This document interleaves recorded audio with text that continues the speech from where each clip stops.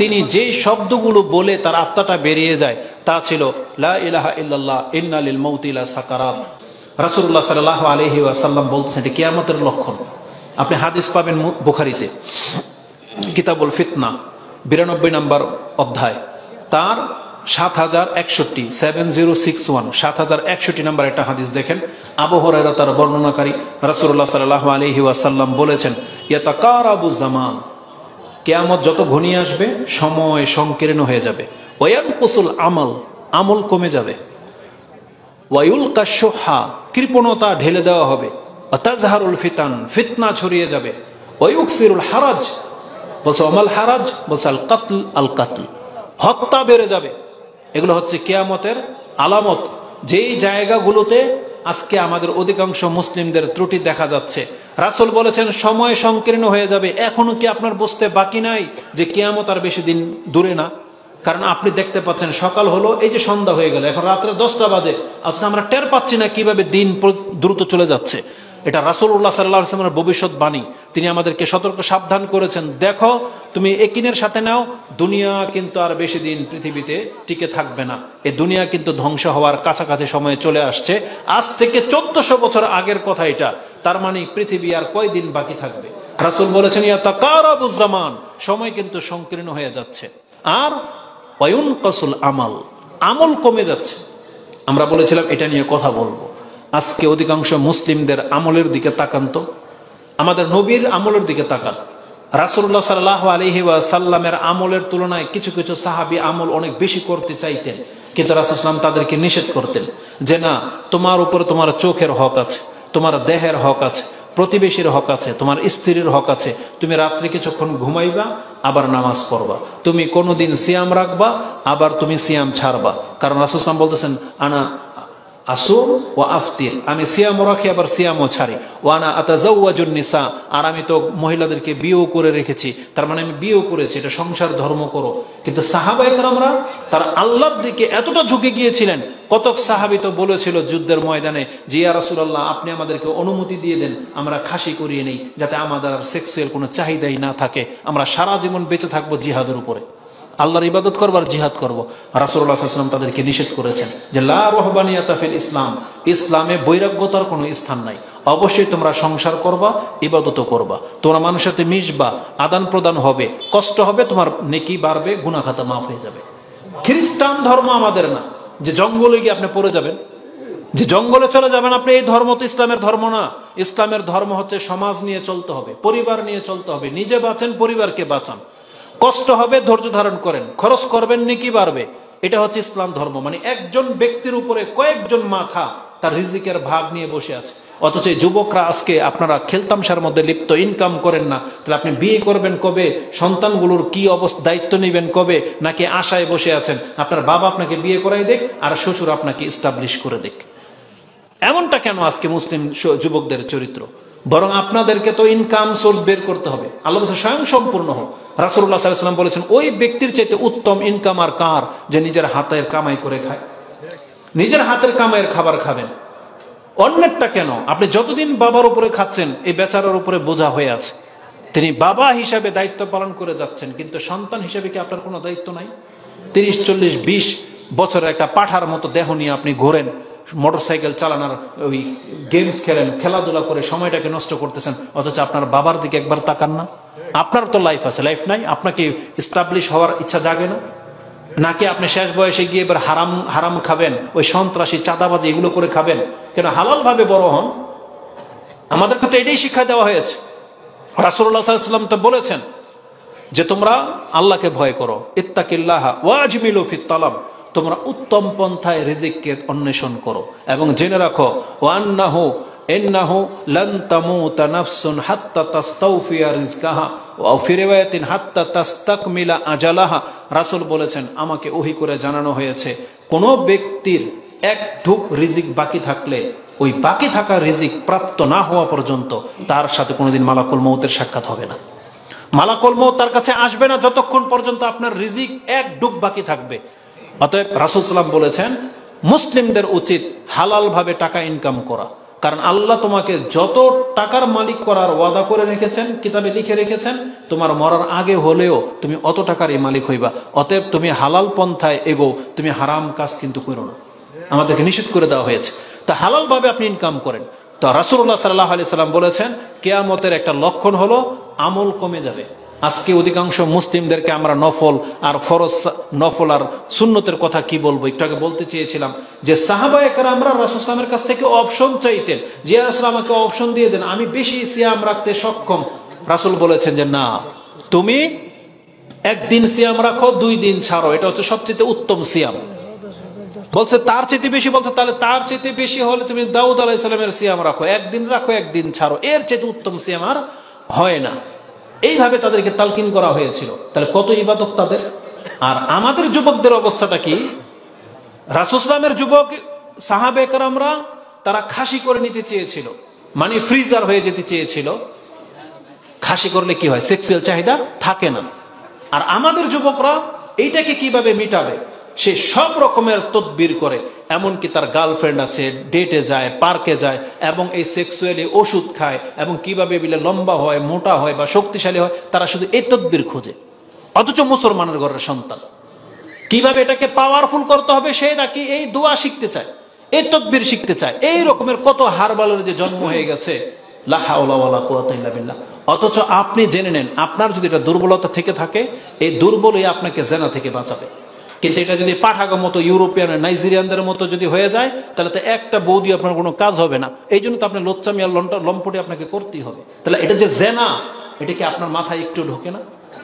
আপনি যেটা চাচ্ছেন এটা তো জেনা করার জন্য চাচ্ছেন, এটা তো মোটেও কাম্য নয়।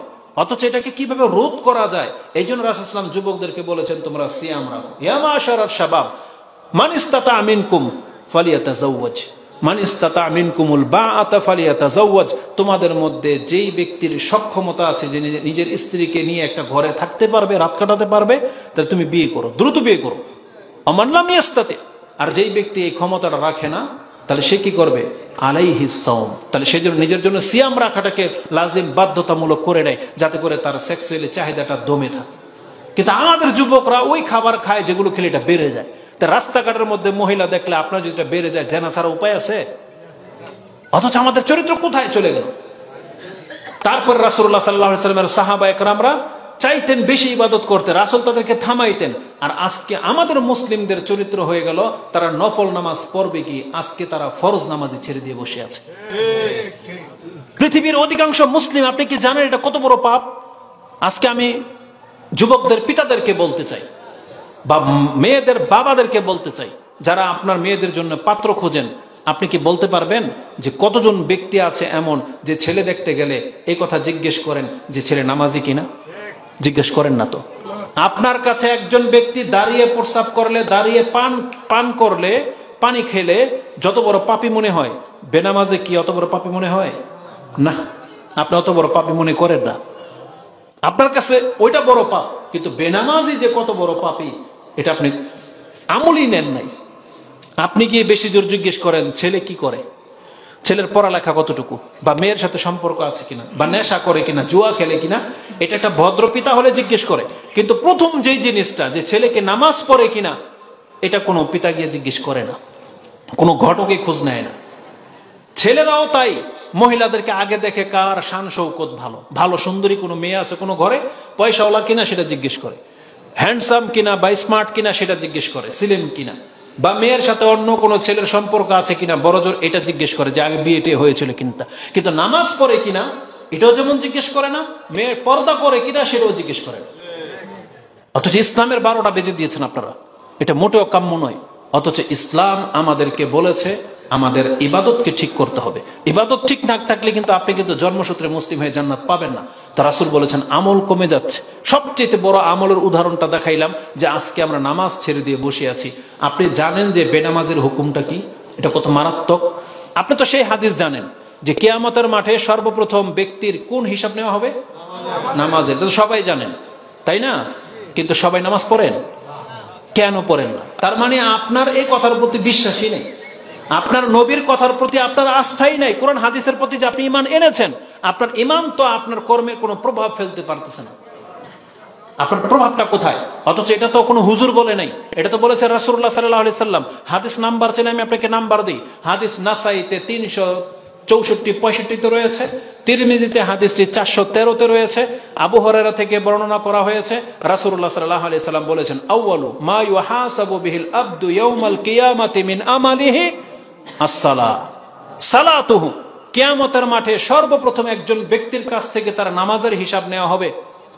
ফাইন সালুহাত ফাকাদ আফলাহা ওয়া আনজা ওয়া ইন ফাসাদাত ফাকাদ খাবা ওয়া খাসির। যেই ব্যক্তি তার 5 ওয়াক্ত নামাজকে ঠিক করে রাখতে পারবে, এই ব্যক্তির গ্যারান্টি আছে সে নাজাত পাবে। আর যেই ব্যক্তি তার নামাজকে নষ্ট করেছে, এই ব্যক্তি ক্ষতিগ্রস্ত হবে এবং লাঞ্ছিত হবে। তা নামাজটা হচ্ছে মূল। সেই নামাজই আপনি ছেড়ে দিয়ে বসে আছেন, আপনি আল্লাহর দরবারে মুসলিম বান্দা হয়ে কিভাবে নিজেকে পরিচয় দিবেন? কারণ রাসূল সাল্লাল্লাহু আলাইহি ওয়াসাল্লাম নামাজটাকে বোরহান বলেছেন, অকাট্য প্রমাণ। রাসূল বলেছেন, মান লাম ইউহাফাজ, যেই ব্যক্তি 5 ওয়াক্ত নামাজের হেফাজত করবে না, লাম তাকুল্লাহু নূরুন ওয়ালা বুরহানুন ওয়ালা নাজাতুন ইয়াউমাল কিয়ামা, তার কাছে কোনো প্রমাণ থাকবে না যে সে মুসলিম, তার নাজাত পাওয়া মুশকিল হয়ে যাবে, যেটা ইমাম দারিমি কোট করেছেন। তো কথা হচ্ছে যে এই 5 ওয়াক্ত নামাজ এটা সেনসিটিভ একটা ইবাদত, ইবাদত বিহীন কোনো ব্যক্তি নাজাত পাবেন না। আর নামাজ হলো সর্বপ্রথম ইবাদত, যেটা আপনার আমলনামা থেকে তলব করা হবে। এটা খুবই সেনসিটিভ একটা ব্যাপার। রাসূলুল্লাহ সাল্লাল্লাহু আলাইহি ওয়াসাল্লাম যেমন আমাদের ভাই অনেকগুলো কথা বলেছেন রাসূলের মর্যাদা সংক্রান্ত, নামাজ সম্পর্কে উনি বলেছেন, এই কথাটা অত্যন্ত গুরুত্বপূর্ণ। আজকে আমাদের সমাজের মুসলিমরা পিতাকে, বড় ভাইকে, মৃত ব্যক্তিকে যখন শেষ ওসিয়ত করে যায়, আপনি কতটা শ্রদ্ধার সাথে সে ওসিয়তটা মানেন? যে আপনার বাবা মরার সময় আপনাকে একটা কথা বলে গিয়েছিল সমস্ত ভাই বোনদেরকে নিয়ে, যেই দিন কথা বলেছিল এবং বলেছিল যে দেখ আমি মরার পরে তোর ছোট ভাইটাকে কিন্তু একটু দেখা রাখিস, তোর বোনদেরকে কিন্তু বিয়ে দিয়ে দিস, কোনো রকমের কোনো কিছু করবি না, ওকে কিন্তু ওই জায়গাটা দিয়ে দিস, ওসিয়ত করে যায়। কিছু আছে জায়েজ, কিছু আছে না জায়েজ, কিন্তু আপনি বাবার শেষ কথা বিদায় সেটাকে মেনে চলার চেষ্টা করে থাকেন। কেন? কারণ আপনার বাবাকে আপনি এতটুকু শ্রদ্ধা করলেন, তাই যে শেষ বয়সের শেষ কথাটা কি মানব না, এটা কি হয়? আপনি মানলেন। যদি ব্যাপারটা এমন হয়, তাহলে আমি আপনাকে বলবো রাসূলুল্লাহ সাল্লাল্লাহু আলাইহি ওয়াসাল্লামের সম্মান কতটা আপনার কাছে? বলেন কতটা? অনেক। আল্লাহর পরে সবচেয়ে বেশি। আল্লাহর পরে সবচেয়ে বেশি কাকে সম্মান করবেন? রাসূলকে। আপনারা এখানে যারা আছেন এই কথা কি মেনে নিচ্ছেন? আচ্ছা দেখি কারা কারা মানবেন, এরপর আমি কথাটা বলবো।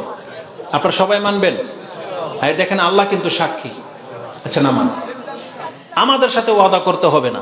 আমার আজকের বক্তব্যের শেষ মেসেজ এটাই যে আপনি যেহেতু বলেছেন রাসূলকে সবচেয়ে বেশি আপনি সম্মান করবেন, আপনার রাসূলের শেষ ইচ্ছাটা কি ছিল? আপনার সাথে যে অঙ্গীকারটা রাসূল করেছেন সেই শেষ কথাটা স্মরণ করিয়ে দিই, দেখবো আজকের পর থেকে আপনারা সেটা মানেন কিনা। আলী রাদিয়াল্লাহু তাআলা তিনি বলেন রাসূলুল্লাহ সাল্লাল্লাহু আলাইহি ওয়াসাল্লাম যখন ইন্তেকাল করবেন তখন তার কিছু বাক্য তিনি উচ্চারণ করতেন। আয়েশা রাদিয়াল্লাহু তাআলা এইভাবে জড়িয়ে ধরে রেখেছেন এবং তিনি যে শব্দগুলো বলে তার আত্মাটা বেরিয়ে যায় তা ছিল লা ইলাহা ইল্লাল্লাহ ইন্না লিল মাউতি লা সাকারাত, আল্লাহ ছাড়া সত্য কোনো ইলাহা নাই এবং নিশ্চয়ই মৃত্যুর একটা বড় যন্ত্রণা রয়েছে। আল্লাহুম্মা রফিকাল আলা, আল্লাহ আমি আমার সুউচ্চ বন্ধুর সাথে সাক্ষাৎ করতে চাই। এ কথা বলে তার হাত নিচের দিকে পড়ে গেল। রাসূল আয়েশা রাদিয়াল্লাহু বুঝলেন যে রাসূল সাল্লাল্লাহু আলাইহি ওয়াসাল্লাম দুনিয়া থেকে চলে গেলেন। এটা ছিল রাসূলের শেষ কালেমা যে লা ইলাহা ইল্লাল্লাহ ইন্না লিল মাউতি লা সাকারাত আল্লাহুম্মা রফিকাল আলা। এ কথা বলে রাসূল সাল্লাল্লাহু আলাইহি ওয়াসাল্লাম ইন্তিকাল করলেন। এটা ছিল তার ব্যক্তিগত শেষ ঈমান। তার আগে যখন তিনি উপদেশ দিচ্ছিলেন সেই শেষ উপদেশটা কি ছিল এটা আপনি পেয়ে যাবেন আবু দাউদে কিতাবুল সুন্নাহ একেবারে শেষ পর্বে হাদিস 5156 5156 5156 আবু দাউদে। আলী রাদিয়াল্লাহু তাআলা তিনি বলেন কানা আখিরু কালামি রাসূলুল্লাহি সাল্লাল্লাহু আলাইহি ওয়াসাল্লাম as-সালাত as-সালাত ইত্তাকিল্লাহা ফীমা মালাকাত আইমানুকুম, হে আমার জাতি তোমাদের নামাজ এবং আল্লাহকে ভয় করো। তোমাদের যদি কৃতদাসী থেকে থাকে তাদের সাথে উত্তম আচরণ করবে, তাদেরকে কষ্ট দিবা না। যদি আমাদের কোনো কৃতদাস নাই তাহলে আমরা অন্তত আমাদের ছোটদেরকে যারা আমাদের চাইতে নিচে যদিও তারা সম্মানিত তাদেরকে আরো বেশি রেসপেক্ট করতে হবে। আর রাসূলের শেষ বাক্য ছিল as-সালাত, তোমাদের নামাজ। যেই ব্যক্তি তার বড় ভাইকে তার পিতাকে সম্মান করেন আপনার কাছে এটা রাসূল প্রাপ্য যে আপনার কাছ থেকে রাসূল এই রেসপেক্টটা অন্তত আশা করতে পারেন যে আমি আমার উম্মতের সর্বশেষ মেসেজটা এটাই দিয়েছিলাম যে আমার উম্মত যেন 5 ওয়াক্ত নামাজ কোনোদিন ছেড়ে না দেয়। এটা রাসূলের ওসিয়ত, কিন্তু এটা রাসূলের নসিহত, যেইভাবে আপনি চান নিতে পারেন। আর এটাকে যেই ব্যক্তি মানবেন তার মর্যাদা যে কি এই নামাজ সম্পর্কে আলোচনা শুনবেন। আর যারা মানবেন না তাদের সর্বশেষ পরিণামটা শুধু বলে দিই। একটু আগেই বলেছি ভাই আপনাদের কাছ থেকে ওয়েটনেস নিয়েছেন যে আপনারা কি রাসূলের সুপারিশ চান, তখন সবাই বলেছিলেন চাই, চাই না? কোরআনে আল্লাহ বলে দিয়েছেন যদি বেনামাজি হয়ে থাকেন তাহলে রাসূলের সুপারিশ আপনি পাবেন না। কোরআনে আল্লাহ বলেছেন ফি জান্নাতি ইয়াতাসাআলুন আনিল মুজরিমিন মা সালাকাকুম ফি সাকার, জান্নাতীরা জাহান্নামী আত্মীয় স্বজনকে জিজ্ঞেস করবেন তোমরা জাহান্নামে কেন? তখন তাদের প্রথম জবাব হবে লাম নাকু মিনাল মুসাল্লিন, আমরা নামাজি ছিলাম না। মানে আমাদের সমাজে যারা নামাজ পড়তো আমরা তাদের অন্তর্ভুক্ত ছিলাম না। ওয়ালাম নাকু নুতিমুল মিসকিন ওয়া কুননা নাখুদু মাআল খাইদিন হাত্তা আতানাল ইয়াকিন। কতদিন পর্যন্ত? মৃত্যু আসা পর্যন্ত আমরা খেলতামশাকারীদের সাথে খেলতামশায়, ঠাট্টাকারীদের সাথে ঠাট্টায় লিপ্ত ছিলাম, কিন্তু আমরা নামাজীদের অন্তর্ভুক্ত হই নাই। আল্লাহ সুবহানাহু ওয়া তাআলা এই ধরনের অপরাধীদেরকে শাস্তি স্বরূপ বলতেছেন ফামা তানফাউহুম শাফাআতুশ শাফিঈন, এই ধরনের পাপীদের ক্ষেত্রে কোনো ব্যক্তির সুপারিশ কাজে আসবে না। কোনো শাফাআতকারীর সুপারিশ কবুল হবে না বেনামাজিদের জন্য। অতএব আমাদের নবী হয়তো সুপারিশ করবেন, কিন্তু আপনি বেনামাজি হওয়ার কারণে সেই সুপারিশ গ্রহণযোগ্য হবে না। আল্লাহ সেটাকে প্রত্যাখ্যান করে দিবেন। কারণ মুসলিমে আছে আল্লাহকে বলবেন রাসূল, আল্লাহ তুমি যাকে যাকে জাহান্নাম থেকে বের করে নিয়ে আসতে বলেছিল আমি কাউকে বাদ রাখি নাই, আমি সবাইকে জাহান্নাম থেকে বের করে নিয়ে আসছি, তবে ইল্লা হাবাসাহুল কোরআন, কোরআন যাদেরকে আটকে দিয়েছে তারা ছাড়া। বুঝেন কোরআন কাদেরকে আটকে দিয়েছে? এর মধ্যে এক শ্রেণীর মানুষ হচ্ছে বেনামাজি। কারণ কোরআন আল্লাহ বলে দিয়েছে যে বেনামাজিদের জন্য সুপারিশকারী সুপারিশ গ্রহণযোগ্য হবে না, মুশরিকদের জন্য হবে না, কাফের মুনাফিক কারো জন্য হবে না। কারণ কোরআন ডাইরেক্ট বলে দিয়েছে আল্লাহ কোনো মুশরিককে ক্ষমা করবেন না। এজন্য যদি রাসূলের সুপারিশ পেতে চান, অতএব এটা আমাদের সর্বশেষ নসিহত আমাদের মুসলিম ভাইদের প্রতি, অন্তত মুসলিম হয়ে মরার চেষ্টা করেন। আর এটার প্রমাণ হচ্ছে 5 ওয়াক্ত সালাত। আল্লাহ তুমি আমাকে এবং আমার মুসলিম ভাইদেরকে 5 ওয়াক্ত নামাজ পড়ার তৌফিক দান করো। আমিন।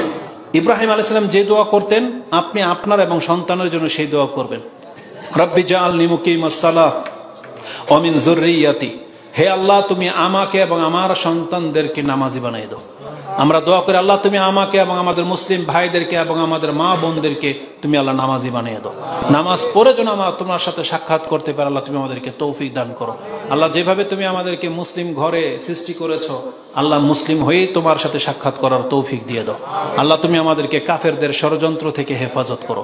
বিজাতিরা আমাদের উপরে যেইভাবে ষড়যন্ত্র করে আল্লাহ তুমি তাদেরকে দমন করো এবং আমাদেরকে শক্তিশালী করো, যাতে আমরা মুসলিম যুবকদেরকে নিয়ে তাদেরকে দাঁত ভাঙা জবাব দিতে পারি। আল্লাহ তুমি আমাদের যুবকদেরকে হেদায়েত করো, তাদেরকে তুমি রিজিক দান করো, তাদেরকে উত্তম চরিত্র গঠন করার তৌফিক দান করো এবং তাদের রিজিকে এত বরকত দাও যেন তারা সংসারী জীবনে ফিরে আসতে পারে। আমিন ইয়া রাব্বাল আলামিন। সুবহানাকাল্লাহুম্মা রাব্বানা ওয়া বিহামদিকা আশহাদু আল্লা ইলাহা ইল্লা আনতা আস্তাগফিরুকা ওয়া আতুবু ইলাইক। আসসালামু আলাইকুম।